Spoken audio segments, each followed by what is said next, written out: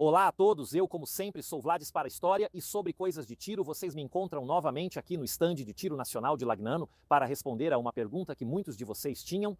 Entre esses dois calibres, entre o 7,65 Browning e o 9 curto, qual é o melhor? Muitas pessoas frequentemente me pedem para comparar calibres, mas do meu ponto de vista, suas perguntas costumam ser um pouco estranhas. Vou explicar. É importante comparar maçãs com maçãs, peras com peras, não maçãs com peras, nem laranjas com limões, e não calibres que talvez tenham usos completamente diferentes. O interessante desses dois calibres, o 7,65 Browning e o 9 curto, é que eles preenchem historicamente, tecnicamente e em seus usos o mesmo nicho. São duas respostas diferentes para a mesma, idêntica pergunta, por isso é mais fácil compará-los exagerando. A questão é que é um pouco bobo comparar, por exemplo, calibres de fuzil com os de pistola, ou até pistolas muito grandes com as muito pequenas. Não faz muito sentido comparar o 9mm com o .22. O long rifle tem evidentemente propriedades balísticas diferentes e usos muito diferentes. A 7,65 Browning e a 9 curto não, porque na verdade elas surgiram no mesmo contexto, da mesma mente. Por isso, entender como essas munições surgiram e o contexto em que são utilizadas é de fundamental importância. A primeira a surgir, na verdade, no final do século XIX foi a 7,65 Browning. O nome aqui, ou melhor, o sobrenome, já nos dá uma dica. Foi inventada por John Moses Browning e foi utilizada em sua primeira pistola semiautomática de sucesso comercial, que se tornaria a FN 1900 em sua última versão, uma pistola de bolso de imenso sucesso comercial. Quero deixar claro que essa FN 1900 com essa munição, tirando, repito, algumas estranhas experimentações militares que naquela época ainda eram relativamente de nicho, será a primeira arma e munição de verdade a ter um grande sucesso e uma grande difusão. E falando balisticamente, ela foi projetada para ser muito semelhante a outro calibre de defesa pessoal muito popular na época, o 0,32 Smith e Commercial Wesson. Um dos motivos pelo qual ela se chama 32 Auto é justamente para destacar que foi pensada para pistolas semiautomáticas. Será o próprio John Moses Browning, alguns anos depois, especificamente em 1908, à medida que os projetos de suas pistolas mudavam e melhoravam. Também a introduzir outro calibre, o 9 curto. Aqui também temos muitos nomes diferentes, como 9 Browning curto 300 e 80 Auto também é conhecido como 9 Kurs, 9 vezes 17. Muitos nomes para a mesma munição, mas por que John Moses Browning? Menos de 10 anos depois de sua primeira munição famosa, ele teve que introduzir outro calibre para preencher a lacuna do mercado, porque afinal essa lacuna de mercado foi criada em primeiro lugar.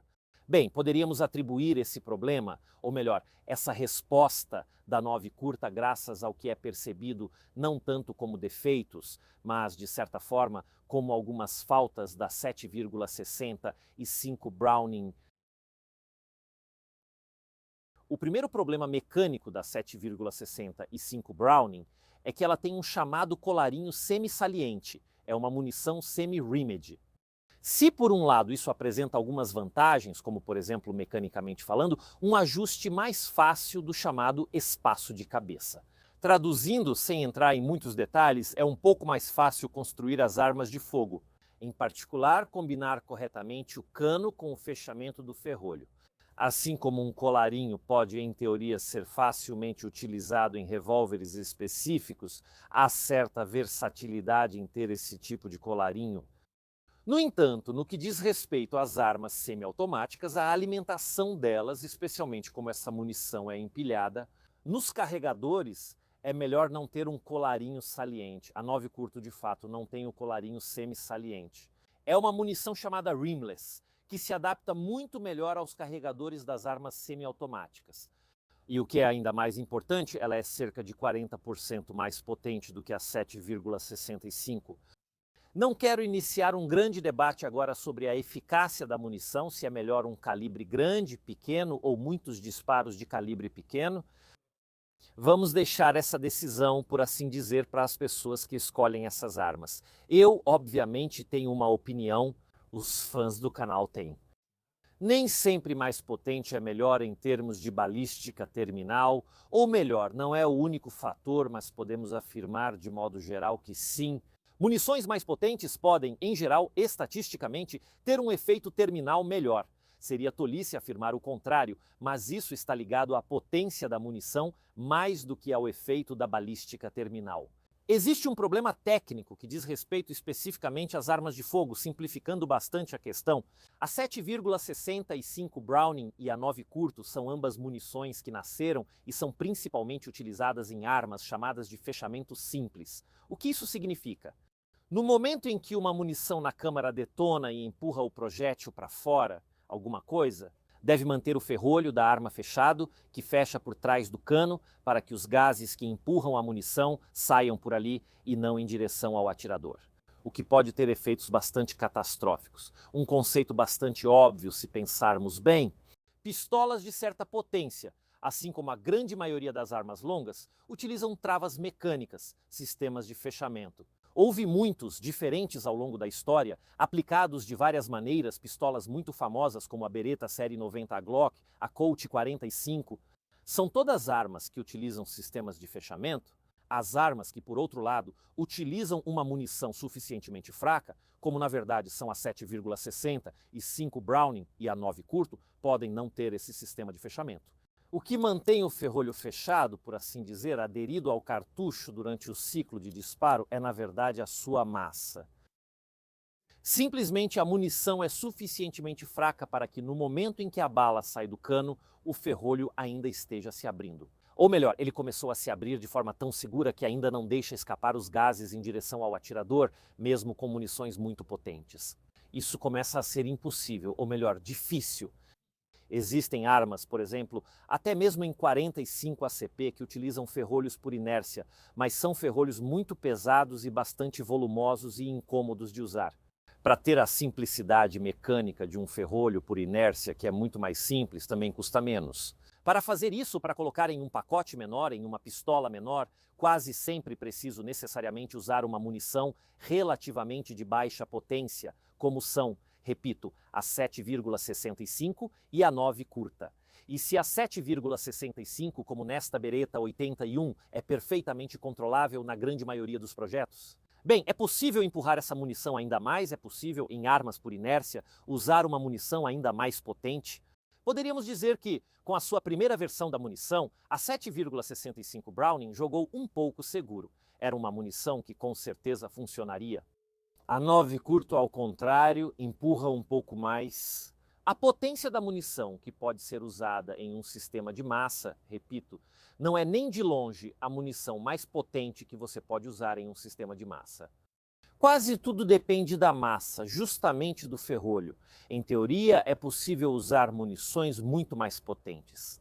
Supondo que usemos uma arma adequada, porém, uma arma adequada começará a ter um ferrolho extremamente pesado, uma mola de retorno extremamente dura e será impossível de manusear. A prática do uso de armas de fogo e de como elas são projetadas e algumas escolhas que são feitas desse ponto de vista. O que isso nos diz, na verdade? A 9 curto na prática é uma das munições mais potentes que posso usar em um sistema de massa além da 9 curto.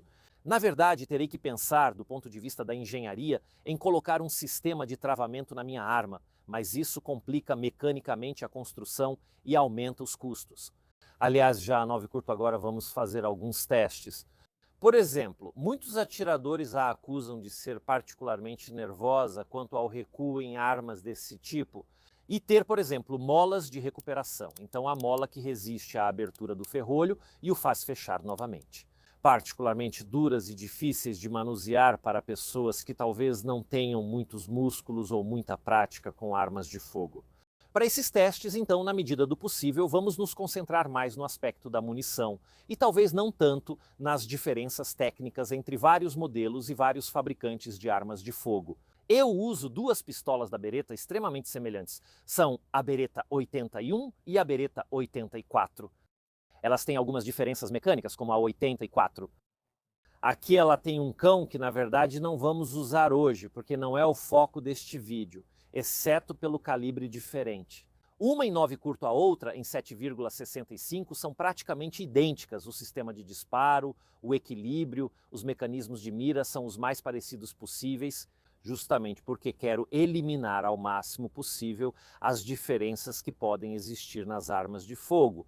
Se eu tivesse pegado uma Beretta CZ-83, vocês poderiam me contestar, mas Vlad é uma arma totalmente diferente, por isso pode ter uma mola muito mais pesada. Entendem que dessa forma eliminamos ao máximo possível essas variáveis. Aliás, vamos começar logo com um dos primeiros testes. Vamos disparar 2 séries de 5 tiros com cada uma das armas, também para aquecermos um pouco. E talvez tentemos ver se na prática há alguma diferença em termos de precisão. Depois, obviamente, faremos outros testes, outras provas, mas vamos ver. Antes de tudo, as balas vão retas.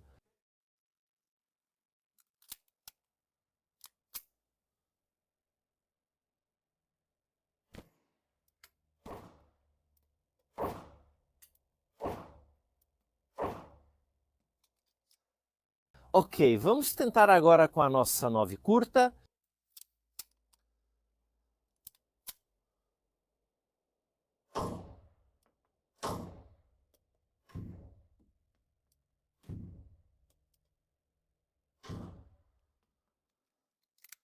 Vamos tentar essa sequência de novo.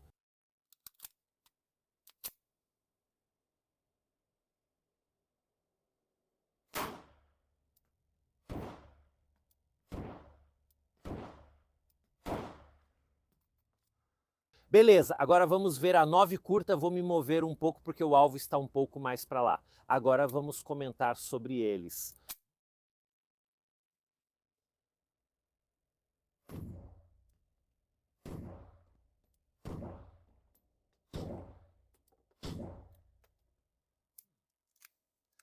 Vamos dar uma olhada lá em cima, vocês podem ver o primeiro agrupamento que eu fiz, enquanto o segundo é a segunda série, obviamente que eu atirei. O agrupamento está totalmente satisfatório, as armas e os tiros vão para onde a gente atirou, com a 9 curta é a mesma coisa, talvez o segundo agrupamento seja menos satisfatório, mas isso nos lembra uma coisa fundamental nas distâncias típicas de combate e de pistola. O que realmente faz a diferença é o atirador, no tiro lento e mirado. O mais importante é como vocês disparam, seguram a arma e se concentram. Francamente, enquanto a arma tiver um cano raiado e a munição for a correta, os disparos vão para onde vocês miram. Se eu tiver que fazer uma ressalva, uma bem pequena mesmo, só para os mais exigentes. Um ponto a favor da 7,65 Browning é que, falando de balística, o formato do projétil é um pouco mais aerodinâmico, caso vocês realmente precisem atirar a centenas de metros, o que eu sempre duvido. A verdade é que no tiro lento e preciso, na prática, a diferença está mais na arma, no atirador, no gatilho, na concentração, do que na munição em si e nas suas propriedades balísticas. Este é um timer de tiro, ao sinal sonoro do timer vou disparar 5 tiros o mais rápido possível. Vamos começar vendo se talvez o recuo das diferentes armas pode influenciar um pouco na nossa precisão.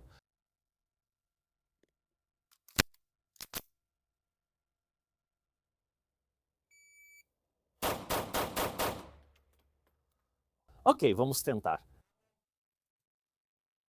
2 segundos e 10, 5 tiros, vamos testar a 9 curta agora, obviamente vamos comentar também sobre a precisão. Bum, bum, bum.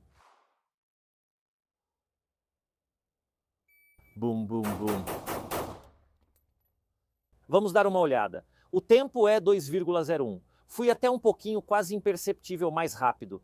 Aqui estão os 5 tiros da 765. Aqueles que eu não marquei, não esperamos muita coisa. De qualquer forma, temos 4 alfa e um Charlie em 2 segundos e 20, enquanto com a nossa 9 curta temos 1, 2, 3, 4, 5. Temos 3 alfa e 2 Charlie, contando 2 décimos de segundo a menos por segundo.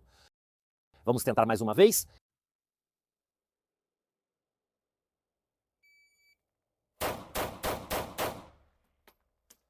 Ok, vamos ver agora a 9 curta, 2 segundos 38. Fui um pouco lento no primeiro disparo, vou te contar.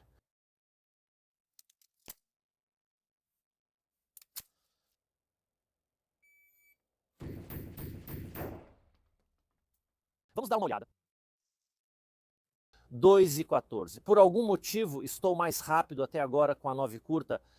Com a 765 temos novamente 4 alfa e um Charlie, enquanto com a 9 curta temos 4 alfa e um Charlie. Acrescentando que desta vez, na verdade, fui novamente um pouquinho mais rápido com a 9 curta. Vamos tentar novamente e aumentar um pouco a dificuldade. Porque uma das coisas das quais a 9 curta é frequentemente acusada é que as pistolas têm molas de recuperação muito mais duras. E é verdade, já que elas precisam lidar com munições mais potentes e frear esse ferrolho que tem mais energia, por causa dessa munição. É normal que as 9 curtas sejam consideradas mais difíceis de engatilhar, especialmente para quem talvez tenha um pouco menos de força nas mãos. Vamos sempre fazer o mesmo teste cronometrado, sempre disparamos 5 tiros, mas desta vez ao bip nós engatilhamos. Ressalto também que fazemos esse teste com o cão desarmado, assim eu também preciso armar a mola do cão, o que teoricamente complica um pouco essa situação, mas podemos inserir o carregador. Começo com a outra mão no peito, só para manter a consistência.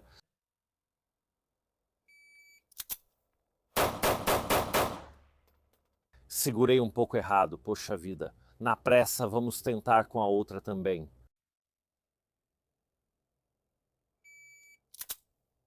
Música.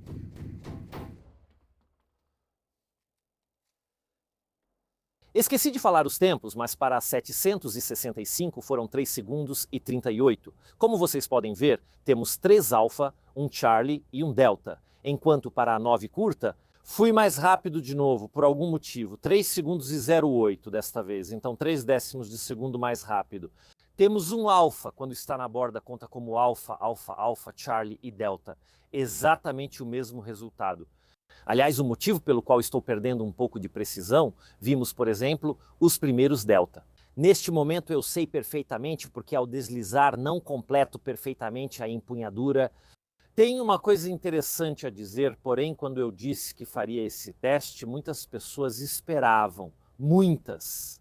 A grande diferença é que o 9 curto tem um recuo terrível, a 765 não. Eu não estou notando toda essa diferença, mas vou explicar o porquê.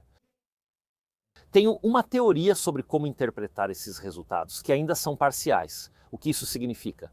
Vamos chegar lá, vamos repetir o mesmo teste, ou seja, vou carregar a arma ao bip, mas desta vez estou a 12 metros. Afastei o alvo, o que vai me forçar um pouco a cuidar melhor da empunhadura e a controlar um pouco mais o gatilho e a mira. O recuo maior do 9 curto vai fazer uma grande diferença. Não sei, vamos tentar. O legal da ciência é que a gente tem que experimentar.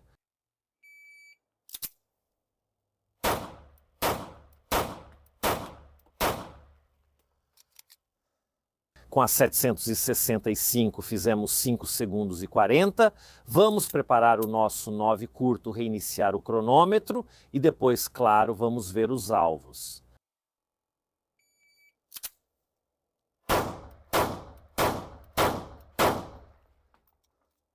Vamos lá, o 4,62, pronto. Não sei, por algum motivo, com a 9 curto eu sou mais rápido. 765, 5 alfa, 9 curto, 5 alfa. Tem que dizer que agrupamento, talvez com a 9 curto, não sei se fica um pouco pior, 5 alfa. Mesmo em menos tempo, os tempos são mais ou menos os mesmos, até porque se eu fizer 100 vezes, teremos uma distribuição de tempos, precisão. Mas o que eu quero enfatizar novamente é que estamos basicamente tendo os mesmos resultados idênticos. Tem uma coisa pequena a dizer, mas de fato a mola da 9 curto é um pouco mais dura. Agora, ao puxar o ferrolho, acabei machucando um pouco meu dedo. Dá para sentir na manipulação que realmente machuca um pouco o dedo, mas de fato na manipulação ela é um pouco mais dura. E eu posso entender, tipo, pessoas que talvez não tenham a minha força, meus braços. Se vocês nunca me viram pessoalmente, eu sou grande, galera. A barriga eu tô perdendo cada vez mais, mas mesmo antes da barriga eu já escondia e olha, com certeza não tenho um físico magrinho. Desse ponto de vista, porém, esse abismo de diferença que muitas pessoas acham que vai ter, eu não estou encontrando. Uma coisa que eu ainda não mencionei é a capacidade dos carregadores. Aliás, com a Beretta Série 80 acontece uma coisa muito estranha, em particular ligada àquela famosa gola saliente que eu mencionei antes. Nos carregadores geralmente monofilares das pistolas muito compactas, o menor tamanho da 765 faz com que muitas vezes essas pistolas tenham 1 ou 2 tiros a mais. É uma vantagem bastante significativa, especialmente se estamos falando de carregadores que, de uma capacidade de talvez 7 tiros em 380, passam para 9 tiros em 765. O volume de fogo, mesmo que nem sempre os tiroteios defensivos terminem com os carregadores vazios, o volume de fogo, de qualquer forma, sempre foi um fator muito importante. Se a estatística nos ensina que são disparados 2 ou 3 tiros, a prática nos mostra como, ao longo da história do uso de armas defensivas militares por parte das forças policiais ou de cidadãos privados. A capacidade de ter mais tiros no carregador quase nunca é uma desvantagem. Então, geralmente, as armas extremamente compactas têm uma vantagem em relação à capacidade dos carregadores. Em 765, Browning, pela simples dimensão da munição com a Beretta e seu carregador bifilar, a série 80 da Beretta, principalmente por causa daquela borda saliente, a munição começa a se empilhar mal quando começamos a chegar a grandes capacidades. Por isso, um carregador em 7,65 tem 12 tiros, enquanto o de 9 curto tem 13. Aqui, infelizmente, esse formato da munição, com essa borda, faz com que ela fique um pouco queira entortar, mas não pode. Isso é uma desvantagem, embora, desse ponto de vista, haja algo muito importante a dizer. A tecnologia das armas de fogo avançou muito. E se a Beretta Série 80 continua sendo certamente uma peça muito boa nessas dimensões? Já é possível ter uma pistola muito mais moderna em 9x19, em 9x21, com um carregador tão grande, se não ainda maior. Verdadeiro uso defensivo para calibres desse tipo. É nas pistolas realmente microcompactas, realmente de bolso, no verdadeiro sentido da palavra, naquelas pistolas que quase sempre têm um carregador. Monofilar, porque simplesmente não há espaço para um bifilar, haverá uma vantagem clara em relação à quantidade de munições do 765 Brown. Agora quero fazer um teste simples, focamos em velocidade e precisão. Desta vez quero atirar sem nem mesmo olhar muito para o alvo, porque quero me concentrar um pouco mais em pensar nas sensações da arma, nas sensações que a munição me dá. Se alguém corre ou foca no tempo, no disparo ou na mira, muitas vezes esquece o recuo e outros detalhes. Então, deixa eu colocar os fones de ouvido, vamos atirar esses tiros? Olhem, carregador cheio, muito bem. Ah, eu coloquei 13 tiros, vamos ver, vamos fazer de novo. Vamos ver. Poderia ser até uma desvantagem da arma, tudo para trás. Ok, aqui pode ser um problema, mas a arma, porque como vocês podem ver, eu estou soltando. O ferrolho... Tiramos um tiro, vale o 9 curto, então novo carregador de 12 desta vez. Ah, Beretta, você mentiu para mim dizendo que podemos colocar todos esses tiros, vamos ver. Ok, com 12 alimenta sem problema, vamos disparar alguns tiros.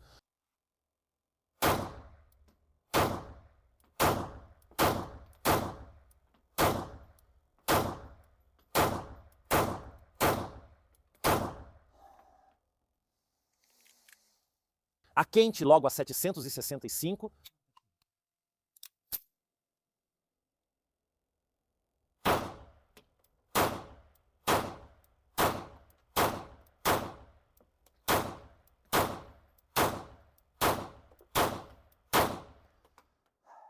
Então, o recuo da 9, curto é um pouquinho mais nervoso, não podemos negar isso, mas não é tão nervoso assim, no final das contas. Só entre aspas, uma pistola de massa que usa um calibre que é relativamente fraco. Feitos os próprios experimentos, um bom cientista coleta seus dados e tenta tirar conclusões a partir do que vê.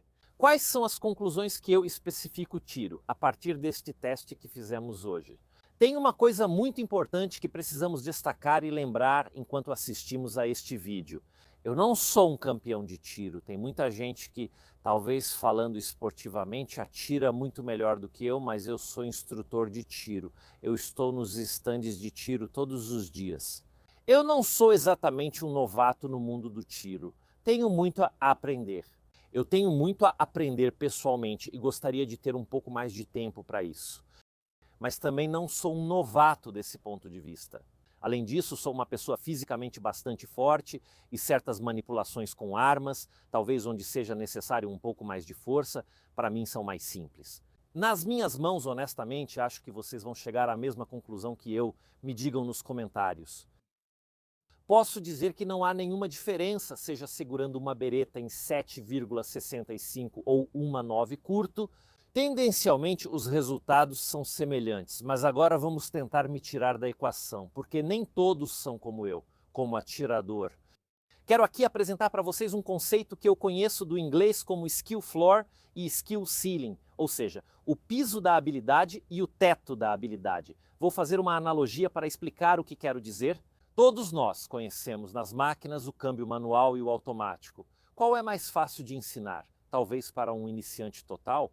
É bastante óbvio que o câmbio automático é muito mais fácil de usar. Não precisamos nos preocupar com a embreagem, como soltá-la corretamente, como acelerar. Enfim, todos nós fizemos autoescola e acho que sabemos como eram as primeiras vezes quando o motor morria. É difícil que isso aconteça em um carro com câmbio automático. No entanto, os entusiastas de carros vão concordar que um câmbio manual, o controle justamente dessa embreagem e como ela é engatada, faz diferença. O câmbio pode, nas mãos de um ótimo motorista tecnicamente bom, ser muito mais eficiente. Um carro com câmbio manual poderia, por exemplo, andar muito melhor, muito mais rápido, acelerar melhor, porque vai gerenciar as marchas de forma muito inteligente com a experiência do motorista, podendo consumir menos combustível. Em termos de motorização, por exemplo, essas coisas estão mudando um pouco, mas não vamos entrar em detalhes, me acompanhem. Tendencialmente, historicamente, os carros com câmbio automático consumiram mais e o teto da habilidade também é mais baixo. É mais fácil de aprender, sim, mas existe um limite técnico para o que até a melhor pessoa pode fazer, enquanto o câmbio manual, por outro lado, é mais difícil de aprender. Tem um piso mais alto, mas também tem um teto mais alto. Uma pessoa realmente boa pode fazer muitas coisas. E assim, com esses dois calibres, a 7,65 Browning tem menos recuo, tem menos levantamento, tem molas em armas de fogo mais leves, tem mais tiros disponíveis. Na maioria dos carregadores, a 9 curto tem molas mais duras, é um pouco mais nervosa. No que diz respeito ao recuo, isso tende a variar de arma para arma, mas geralmente tem menos tiros no carregador. É mais difícil de aprender, penso também em quem está começando no tiro ou não tem meu porte físico. A 7,65 Browning tem um nível de habilidade inicial mais baixo, é uma munição mais dócil, mais fácil de manusear, mais fácil de aprender, muito agradável de disparar. A 9 curto, com sua menor capacidade, suas molas mais duras, mas sua potência maior, é mais apreciada, pode ser melhor aproveitada por quem tem as habilidades necessárias para manuseá-la. Enfim, ela tem um teto mais alto. O veredito? Para me divertir assim, eu escolheria a 765 menos recuo, um pouco mais agradável se quisermos ser bem exigentes. Balisticamente ela é superior, mas se eu tivesse que escolher uma pistola, um calibre para defesa, provavelmente escolheria o 9 curto, porque eu sou capaz de controlá-la, sou capaz de acertar os disparos. Então eu posso conviver com o fato de talvez ter menos munição e poderia, em teoria, aproveitar melhor o melhor desempenho balístico. Terminal da munição, em teoria pelo menos, porque aqui também muda muito o tipo de projétil utilizado e muitas outras coisas, mas com certeza ela tem mais energia. Isso vale também para vocês, se forem pessoas capazes de lidar com isso, e o 9 curto é absolutamente o melhor calibre. Se vocês são pessoas que talvez queiram apenas praticar tiro esportivo, ou talvez ainda não tenham certeza das suas habilidades como atiradores, o 765 se torna, nesse contexto, a escolha óbvia. Por outro lado, a verdade pode parecer um pouco mais banal e chata do que realmente é. Seria legal se eu chegasse a grandes conclusões, a grandes descobertas científicas, mas a verdade é, esses calibres estão ambos em circulação há mais de 100 anos, ambos são amplamente utilizados para a defesa e nenhum dos dois apresentou grandes problemas. A diferença, como sempre, como quase sempre acontece nesses casos, a verdadeira diferença é feita pelo atirador.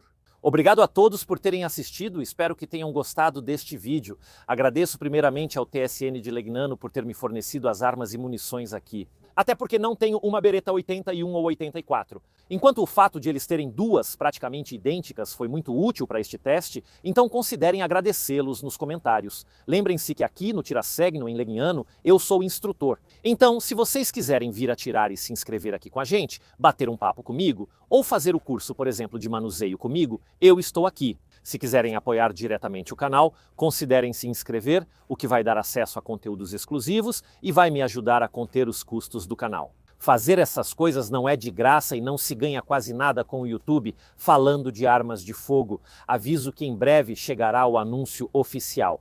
Um evento muito interessante que estou preparando será com vagas muito limitadas e o acesso preferencial será para quem me apoia justamente com as assinaturas ou no Patreon. Até porque se alguém gastar dinheiro, eu não fico rico, mas quero de alguma forma poder agradecer. Se vocês não quiserem contribuir dessa forma, pelo menos considerem deixar um like, um comentário e se inscrever no canal. Para mim, como criador de conteúdo, isso ajuda muito mesmo. O YouTube e todas essas grandes corporações de tecnologia não gostam muito de conteúdos sobre armas de fogo e não gostam de conteúdos sobre armas de fogo publicados em seus canais. O algoritmo do YouTube, ou seja, aquela inteligência artificial que sugere novos vídeos para os espectadores, tende a deixar em segundo plano conteúdos sobre armas de fogo. Só consigo convencê-lo de que vale a pena assistir com likes, comentários, compartilhamentos e inscrições. Depois, quando eu ofender a sua arma preferida, você sempre pode retirar. Então considere se inscrever ou assistir a outro vídeo. Por hoje é só da minha parte e nós, como sempre, nos vemos na próxima.